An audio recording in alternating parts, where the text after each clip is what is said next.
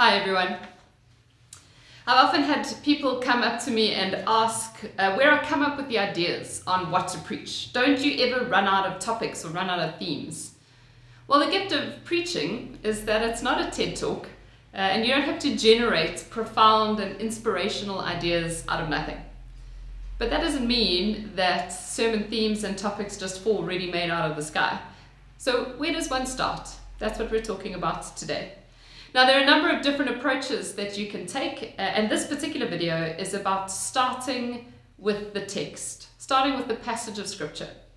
I always encourage new preachers to begin their preparation with the passage of scripture, rather than with a theme or an idea or some idea of what you want to say. The reason for this is that preaching is not the gospel according to you or to me, and it's not our thoughts on a particular idea. And it's definitely not what we think people ought to be doing or what we think certain people need to hear. Preaching is the good news of Jesus Christ. And so we start there. What does the text have to say? And we let the theme emerge from there. Starting with the text also helps preachers who preach regularly to avoid preaching on their same favorite theme or bugbear all the time. It helps us to add a little bit of variety, and it can also really challenge us in preaching on something that we might not, off our own idea, think to consider. I have found using the lectionary a really, really helpful tool for making sure that I start my sermon preparation with the text. So the lectionary is a pre-selected schedule of Bible passages. They're preset for each week, and it works through much of the whole Bible over a 3-year cycle. So you'll have your A, your B, and your C. And there is a set reading for each Sunday of that year. And these readings are used more or less by quite a large range of church denominations. So a lot of churches will choose to follow the lectionary. The lectionary is great because it covers a wide range of biblical passages. It offers a range of themes, a range of teachings, and some of which are really challenging for both the preacher and the listener. I know often I've sat down with the lectionary reading for that Sunday and spent many hours asking God if I really have to use that particular passage for Sunday's message. But I've always found myself really grateful on the other side of that Sunday for the growth that comes with wrestling with some of the difficult passages of Scripture. The lectionary can offer us that. If you're not using the lectionary, you can still decide in advance how to select the texts that you'll be using to preach on. It might be that you want to work through a particular book, or it might be that you're looking at specific characters. But however you go about it, start with the text. And then be faithful to that text. It is possible to maneuver scripture in such a way that we can get it to say whatever we want. And often preachers will pick their theme or pick their topic and then sprinkle a few Bible verses throughout to support what they think needs to be said. As preachers, we start with the text so that we can be faithful to the text. And this requires proper, diligent exegesis.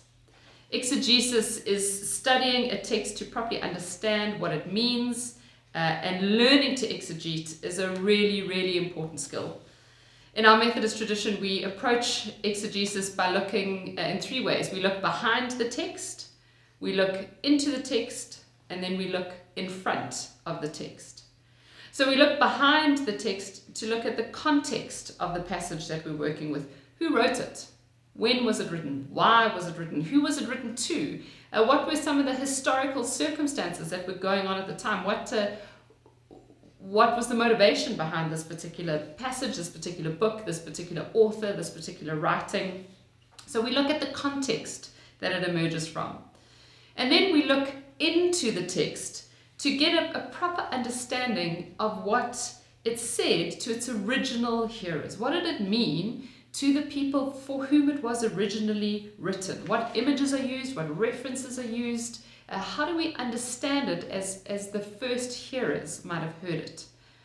And then we look in front of the text And we ask, knowing what we know about the context, knowing what we know about its original meaning, then we say, well, what does this passage say to us today? And your sermon, the sermon that you actually preach, doesn't necessarily need to include all of the work of behind the text or into the text. In fact, very few sermons will include lots of that historical stuff.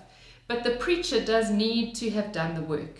If you are to accurately look in front of the text, if you're accurately to apply it, you need to have looked behind and into the text as well.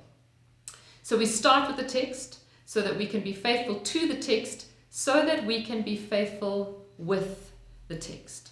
So that God's invitation to us today can emerge from this passage. We cannot hope to be faithful with a text if we have not been faithful to the text. So start with the text that you've got. Decide in advance what passage you're going to preach from. Do the work of exegesis. Look behind it, look into it. There's lots of information about exegesis online. Be faithful to the text so that you can be faithful with the text, so that you can ask the question, how does this apply to us today? What is God's invitation to us now in this time and place?